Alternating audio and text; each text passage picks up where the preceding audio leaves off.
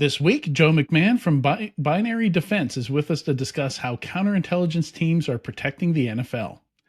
Then, in the enterprise security news, big fundings. Sierra and Cohesity raised big rounds, lots more early stage fundings, lots of AI and AppSec vendors coming out of stealth, including a new YL Ventures portfolio company, big acquisitions by Akamai, Beyond Trust, and Armis. And there's a rumor going around that a large former unicorn got snatched up for non-unicorn numbers.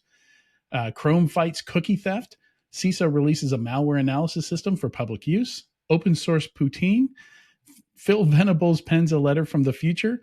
LLM-powered chatbots are apparently vulnerable to ancient remote code execution techniques. All that and more in this episode of Enterprise Security Weekly.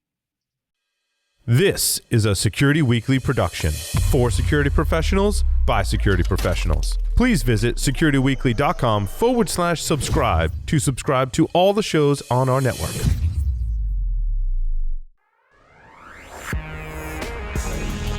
It's the show where we talk security vendors and aren't afraid to name names. It's Enterprise Security Weekly.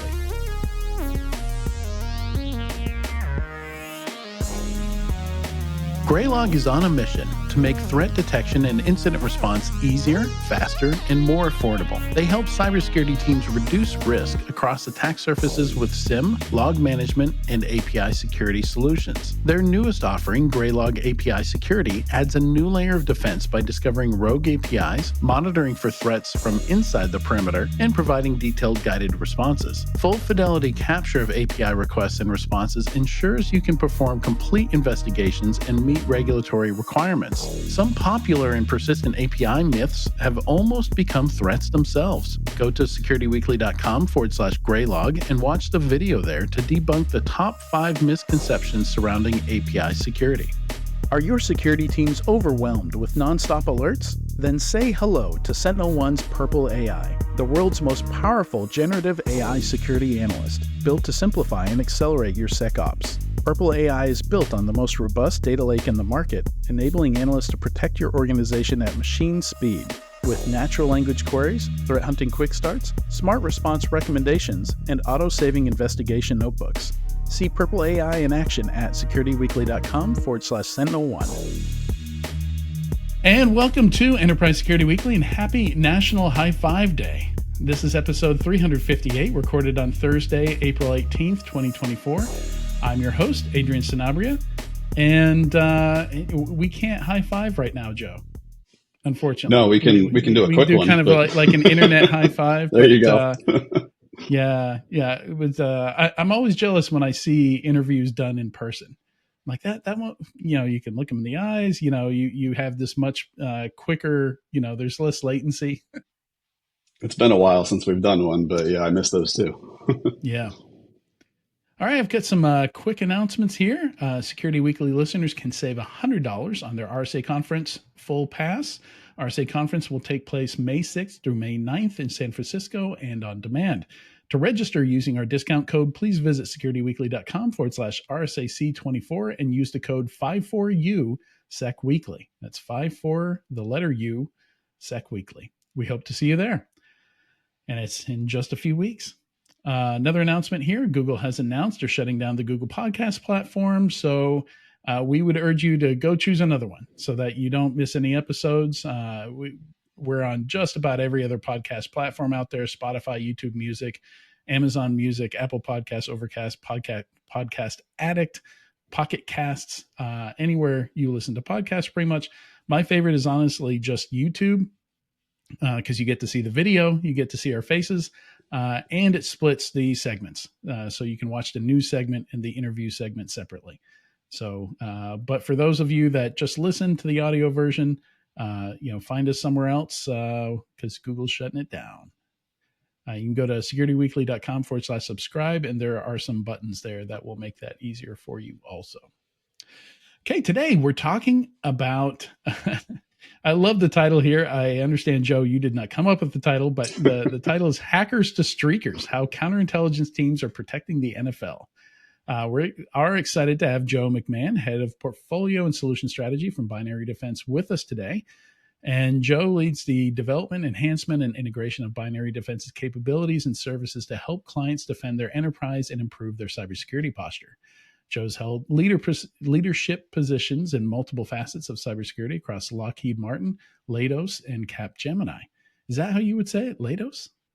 Leidos, yeah. Leidos. Dang. Two It's close options enough. there. All good. Pick the You got to wrong be in the one. beltway. Yeah, you got to be in the beltway to know that term. Well, welcome to the show, Joe. I'm really excited. This is, I chose this. I think one of your PR team submitted it, and I thought that sounds really cool. I'm always interested in what cybersecurity looks like in like non-traditional environments, right? Yeah, it's definitely interesting, right? All of the traditional things still apply, but there's a whole host of stuff that the sports organizations and the leagues deal with that maybe your traditional business doesn't have to think about on a daily basis. Yeah, and it's the more I talk to CISOs these days, the more it seems like what they're responsible for expands over time. Like I know a lot of CISOs who are now getting fraud, which it's always been something that's maybe under the financial organization, somebody reporting up to the CFO, some kind of head of loss prevention or something like that. But there is a lot of crossover between security and a lot of stuff that we've traditionally thought of as outside security, like physical security, for example. Like a lot of folks with CSO without the I in their title will own both information security and non-information security. Building facilities, data centers, that kind of thing. Even executive, securing your executives, which we're going to get into today, because that's kind of a very different skill set and a very different set of tools, because you can't really protect an executive just at work. You have to take their personal stuff into account as well. So very, very interesting stuff. So to kind of level set before we jump into it here, maybe tell us a little bit about binary defense and what binary defense does in general. Yeah, so I can do that. So, interestingly, we've been around since about 2014, which in the world of security almost makes us ancient. Exactly. Founded by Dave Kennedy, who I know you've talked to numerous times and has been on your show before, and very much a prominent figure in the industry. And so he founded Binary Defense as kind of the answer to the challenge of how do I, run my security operations? How do I protect my organization, my company day to day? And so that's effectively who we are, right? We are a managed defense and response organization, MDR, in the industry acronym. So we're out there, day after day, hour after hour, minute after minute, helping keep our customers and clients safe, secure, protected from kind of whatever threat they're faced with. And we'll get into some of the non-traditional ones today. Our mission is make the world a safer place. And I think hopefully that will resonate a little bit today as well. Yeah. And just the idea of, there's that, what you've mentioned there. And a lot of our conversation today will revolve around the term digital risk protection, which maybe some people are, I think there's a couple different terms people would use out there. So maybe talk a little bit about that, just so everybody understands what we're talking about when we say digital risk protection. Yeah, definitely. So you actually hinted at it earlier, kind of this almost this merging, or at least the overlap between what you would think of as, or not traditionally think of as, hardcore security operations pieces, the fraud component, the protection of individuals, of brand, of reputation.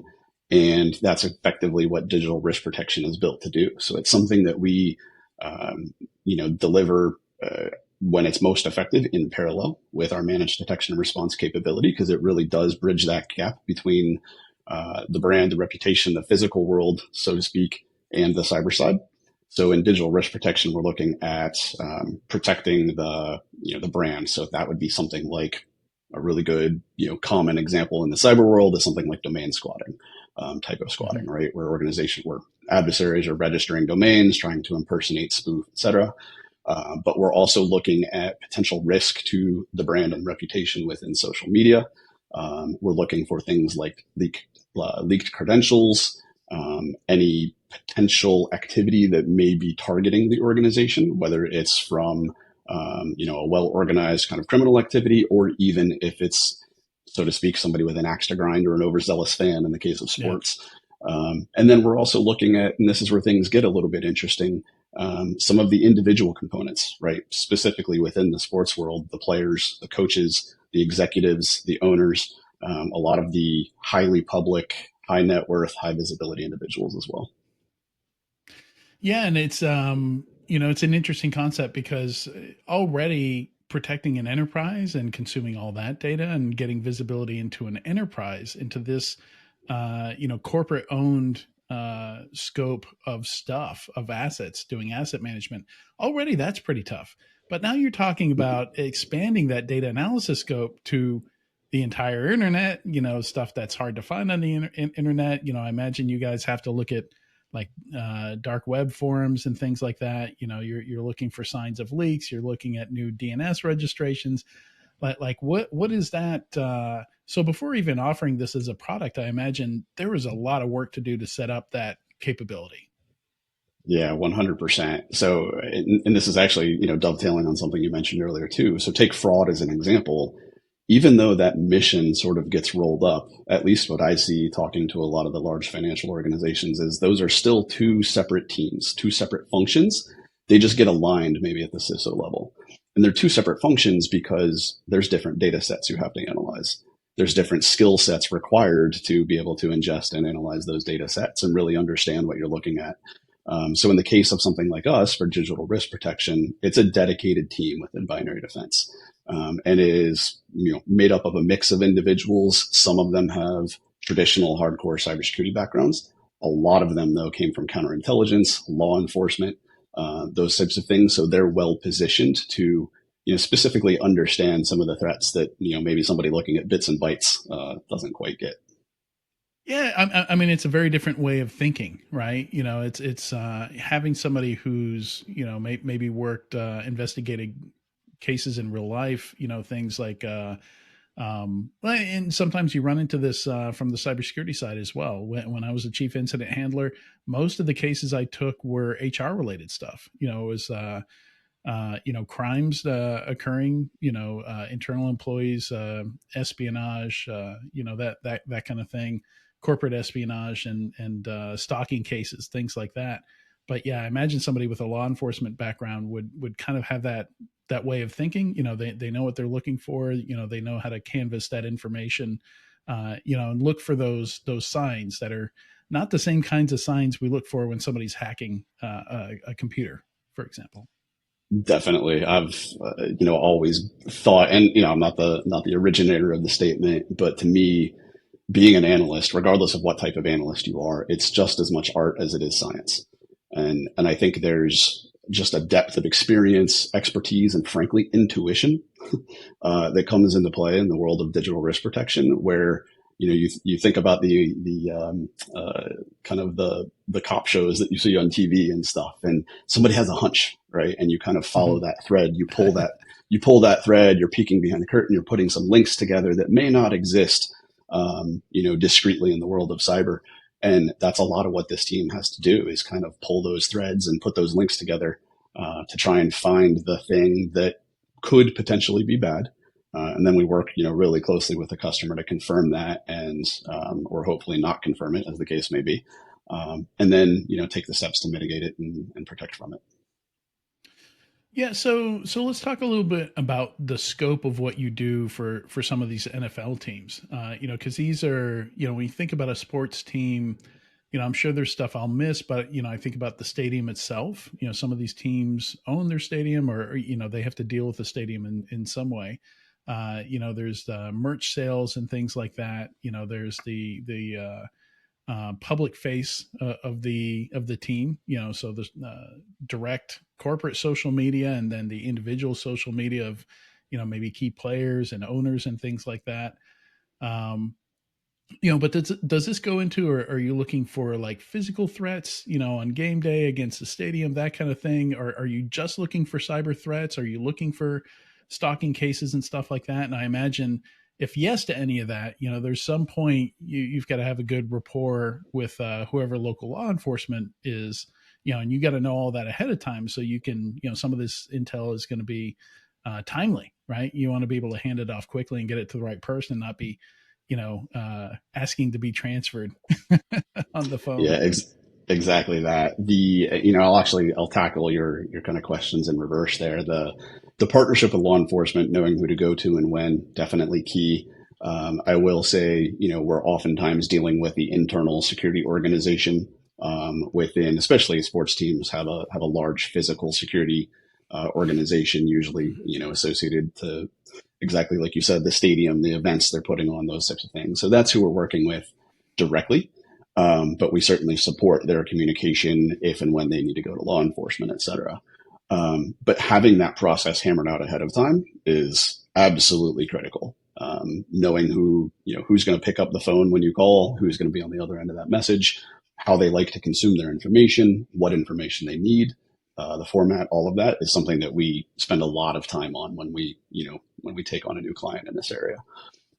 In terms of, your first question of thinking about the physical side of it, that's really where this gets particularly interesting. You look at a sports league, it itself, the leagues themselves are ginormous businesses.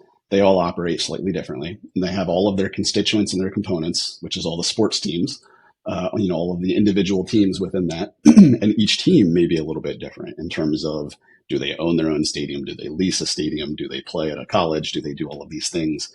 They're all very different. And they operate as a business 365 days a year. They have, steady employees working just like any other business would, but then on some sort of schedule, whether that's baseball at 100 and what is it now, 62 games, whether that's hockey at 82, whether that's NFL at 17, every so often they're putting on this massive in-person event that is also streamed, telecast, and broadcast across the world. And a huge chunk of their revenue, their brand, and their reputation is contingent upon those events going off without a hitch. So yes, we're definitely concerned about those. You look at some events where they may shift locations, right? Stadium sports play and they know where they're going to be. They know where they're going to play. You look at something maybe like golf or something like that, where they're constantly changing locations. They don't necessarily repeat year after year besides some of the biggest events, and they don't own the courses. And so they have to, that becomes a challenge in and of itself. In terms of what we're looking for, yes, if we see something that, kind of moves from the cyber realm into the physical realm, 100% we're concerned about that. And we want to escalate that immediately. But we are very much focused on gathering data and information that exists in the online world effectively, right? We're not out combing the stadium with, walking around with Wi-Fi backpacks and things like that. Right. Gotcha. Yeah. Still, I imagine like some of the analysts probably have to have some level of familiarity with the sport, with some of the terminology, with the people involved and things like that, to maybe understand what they're looking at and whether it's a threat or not. And also, I imagine, you probably give some thought to logistics and staffing around key events. Yeah. Yes. So the familiarity piece, that comes into play no matter who the client is, right? We want to understand what their normal business rhythm is, what their footprint is, their profile, their top risks and top concerns. So that's no different with the sports teams, but it does get particularly interesting when we start thinking about schedules. We kind of mentioned the live events that they're putting on. Many teams are traveling international. So it's one thing to do a little bit of a pre-briefing when somebody's going into Chicago or New York or Minneapolis or pick your city. It's entirely different when teams are traveling across international borders and we may be dealing with things that are a little bit outside the unknown. And so us being able to know what's going to happen or, know where the teams are going to be and when they're going to be there and who's traveling and what their schedule is, having that kind of heads up is really important for us. We do provide briefings back to the clients in those cases, but then, we're also providing kind of an extra set of eyes. And as you said, staffing up in those situations. You've got something like the NFL draft coming up next week. That's a massive multi-day event. Hundreds of, probably I would guess millions, if not hundreds of millions of people end up watching it or tuning in at some point in time across all the major networks that carry it, as well as all the people attending in person. So there's, for instance, a ton of attention from, in this case, CISA. I think you actually mentioned them at the very beginning of Yeah. your agenda as well. It's really nice to see how active of a role they're taking in this as well, and they're partnering with the NFL pre-draft Oh, to put a whole really? bunch I of didn't know protections that. in Yeah. place. Mm-hmm. Yeah, Yeah. Very so interesting. very cool. Yeah, and, as you keep alluding to here, the this business is very seasonal. Very there's preseason, during regular season, postseason, drafts. So I imagine you have to stay aware of that, and maybe in the off season it's less work, or I don't know how that goes for you guys. Yeah, that one's interesting. From a, if you're thinking about financial motivated crimes, right? The threat never goes away. These Right. businesses Yeah, that's exist in true. perpetuity, right? So something like dealing with ransomware, the potential extortion that comes from that, any risk to the brand, anything, Hmm. they're advertising even in the off seasons. And so they're still being prepared for next season, et cetera. So that type of activity, I guess, never goes away. But then, yes, spinning up for when it's in season is definitely a point of thought and consideration. The other thing that's interesting too is when we start talking about the individuals, right? And in the case of the players and the coaches, one of the things that happens in the off season is vacations, is Mm. personal family time, and often, those activities are things that generate interest within the public realm about where the players are, where the coaches are, who they're with, what they're doing, and all of that can, of course, Paparazzi. create some level of risk as well. Correct. Yeah. So I guess in general, is this pretty common for do most sports teams team up with some kind of MDR firm, some kind of cybersecurity firm, and what kind of trends are really driving that? Are we seeing a lot of ransomware in professional sports? Are we seeing other types of attacks? Yeah, I would say I am encouraged to see how many are. Mhm. We have a slice of the pie, so to speak, and I'm sure that there are other teams and other leagues out there partnering with other organizations. Everybody we've talked to, all of our customers in this space are, and it's lip service to say they're taking it seriously, but effectively they are taking it seriously. 10 years ago, 15 years ago, I don't know that I knew of any clients that were Right. sports teams. Right now, I know of several. And I think And it's that's not a probably a sign of the softball. times. It's not intended as a softball question either, because I just can't keep up. I honestly don't know what's going on in terms of like cybersecurity, like attacks and stuff like that in professional sports. Yeah. So that's the interesting one, right? If you go back to like the oldest stuff I could really dig up, we weren't even involved in that, at that point in time, but there was players pre-draft that had their, at that point, Twitter accounts hacked. And they Mm. had damaging information released the day of the draft, which caused Oh, that certain individual to drop multiple spots and effectively lose millions of dollars. So there's that type of activity. There have been multiple events, particularly from about the 2020 timeframe up until still today, where organizations are dealing with ransomware. I think it was in 2020. This one was quote unquote non damaging. There was an organization or an adversary called Ourmine that effectively compromised something about almost half of the NFL Twitter accounts, and made some statements, but didn't actually do anything with them. That they could have done a lot more than they did. They actually compromised some ESPN accounts as well at the same time. It was more of a publicity stunt than anything. mhm. So they had activity like that, but then, there was, and these are all public stories as well. I'll mention them. The 49ers got hit by ransomware in 2022.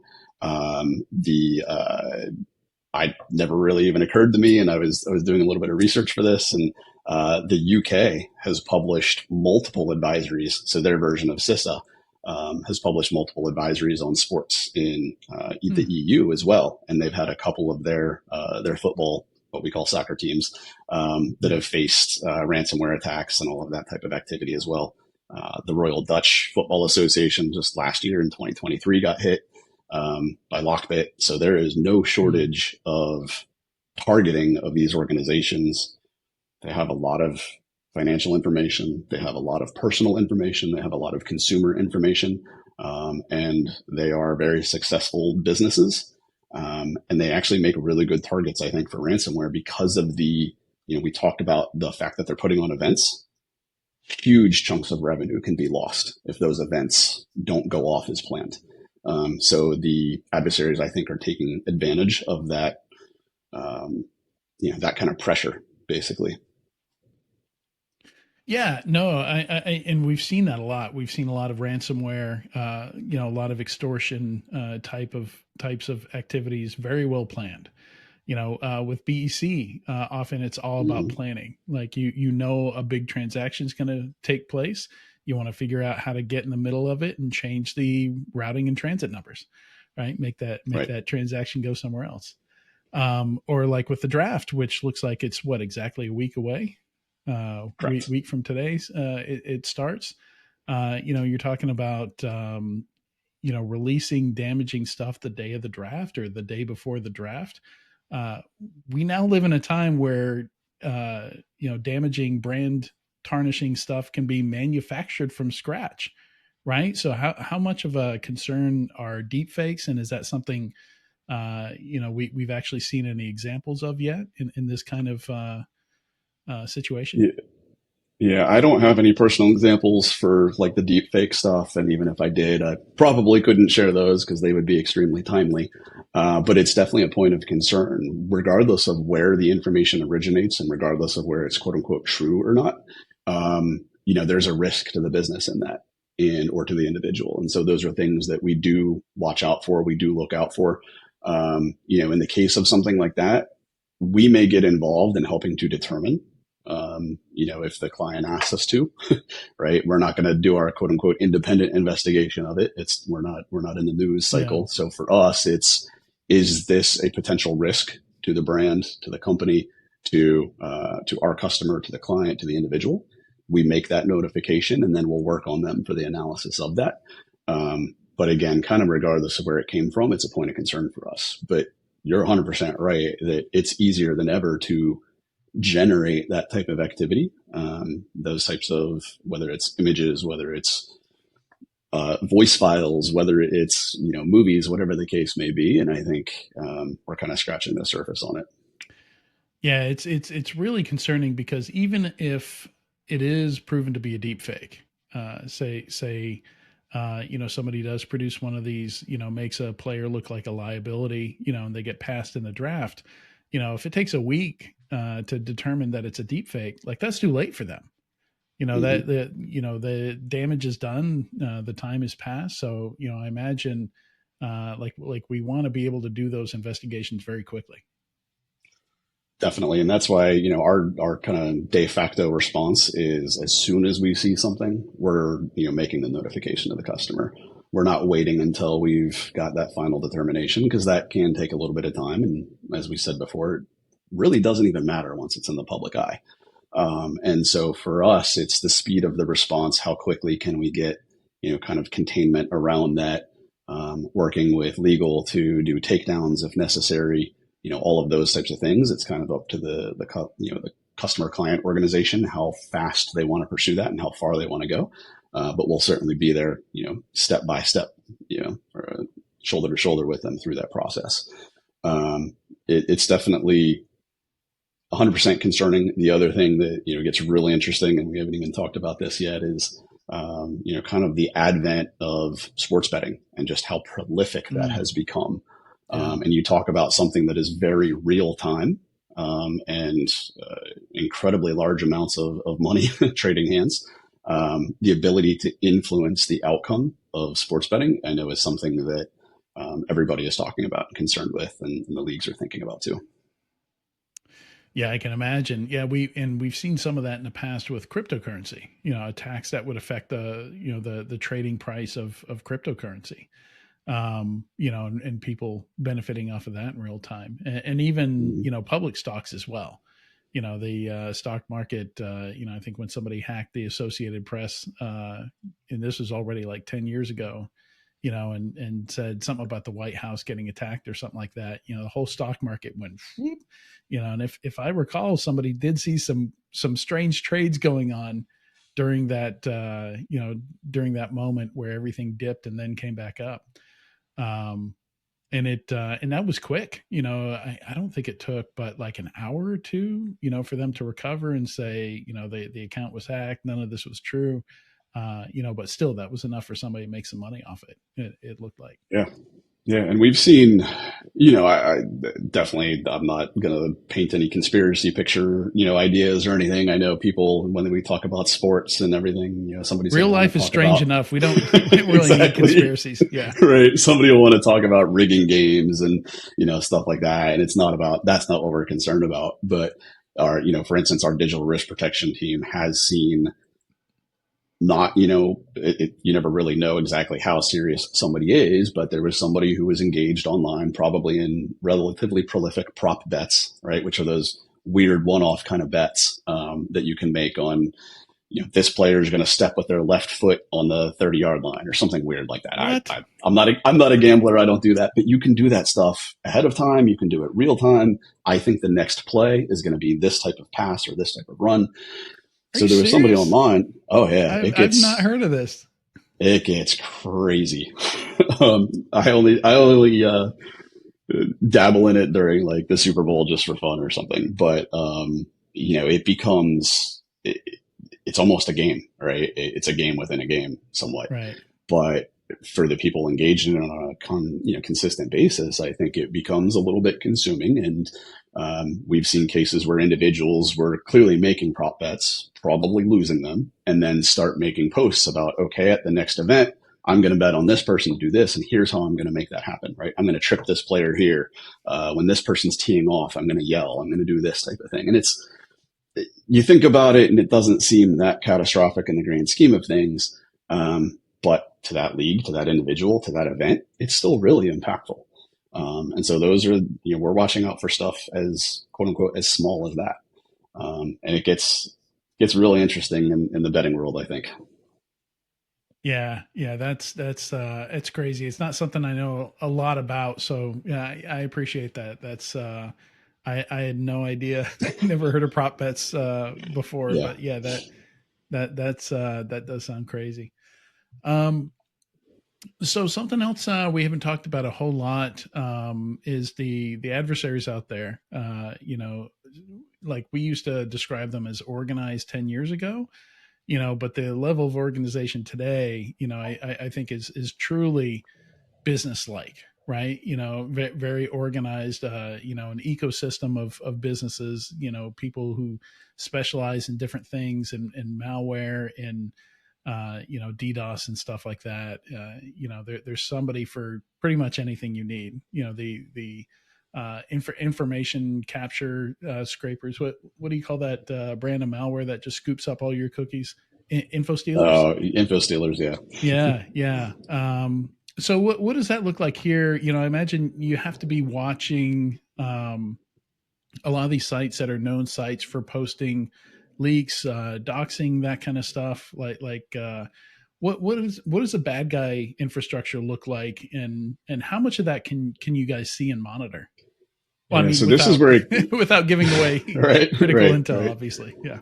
No worries there. And this is where it gets really interesting. And if you look at kind of I'll use the marketing term, the holistic kind of end-to-end security view there, right? And you think about ransomware, which is maybe a more traditional cybersecurity threat, something that our MDR team is looking at day after day, right? Which is pick your poison, whether it's starting with, vulnerable external facing infrastructure, whether it's a phishing email, whatever the case may be. We're out to stop that day after day. But, I look at some of the stories that have happened.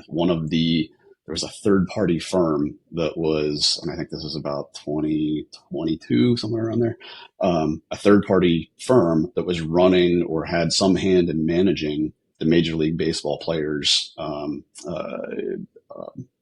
what do they call it? The benefit plan, right? Their pension plan or their benefit plan. Oh, okay. And they were hacked. So they lost by ransomware probably, right? And lost tons and tons of information about the employees, the players, and their families. And so if I think about kind of that ecosystem that you're mentioning, right, you've got the upfront issue of ransomware, of the breach taking place, of the information being exposed, and that's its own incident, right? Whether that company, how they kind of respond and react to that. That's incident number one. But now that information is out there, and I guarantee that information then gets used. Now you have all sorts of PII for high net worth individuals in the sports world who, as we've talked about, can be potential targets. And they have all of their personal information for themselves, their family, and everything that is exposed. And now that's where our digital risk protection team would come in on the backside, knowing that that information is out there, and kind of keep the extra set of eyes in front of it. Make sure that we're taking a look and paying extra attention to those individuals that did have their information breached in that type of event. And so that's where it gets very interesting, but it's nice and I think really beneficial to have the multiple perspectives at that point, to kind of have that entire picture of what's going on. We're definitely keeping an eye out for the things that we didn't know about ahead of time, right? There's a lot of dark web, dark net monitoring, looking for whether that's leaked passwords, leaked credentials. There's doxing that goes on there. We see things like even requests for services, so to speak. Hey, can somebody help me get into this individual's account? Can somebody give me this individual's personal information? And if it's one of our clients, there was, that type of request going on. We've even seen, we have educational institutions as clients, and we've seen students asking if anybody can get them into the educational institution, right? And so you could completely see scenarios like that happening. Students as threat actors in the sports world. Yes, which is not what I would have thought, but definitely something that we've seen. Yeah, no, I mean the motivation there is pretty clear. So talking about all the different kind of actors and targets involved here, one we've kind of left out, like we've talked about, particularly with extortion, targeting the organization and then targeting the individuals within the organization is kind of two different things we've seen threat actors go after. But then there's also the fans themselves, the individual consumers or customers, that sometimes get targeted by these actors as well, not just for extortion, but as part of scams or something. Like, I imagine, if I offer cheap tickets or something like that, like I can get people to click on stuff, right? If all of a sudden I'm offering tickets for, a quarter of the going rate or something like that. How much does that, like, just trying to feel out the scope here, is that stuff that you guys look for as well? That kind of,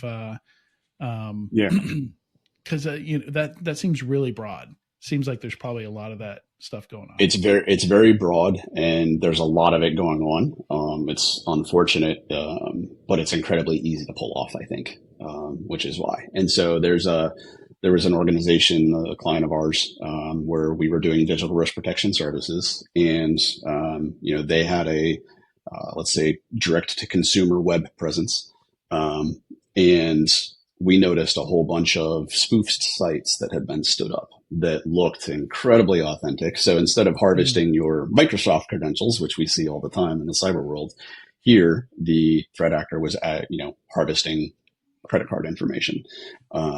The sites looked incredibly legitimate. They had almost the exact same content and folder structure and website structure and everything. It was actually probably realistically being pulled via scrapers and just propagated that way in semi-real time. And when we went back to the client and we notified them that this was going on, they said, "Oh, that's really interesting. We've had clients calling us, telling us that, or customers calling us, telling us that their credit card has been compromised." That client actually was worried they had been hacked themselves. They weren't aware that this activity was going on.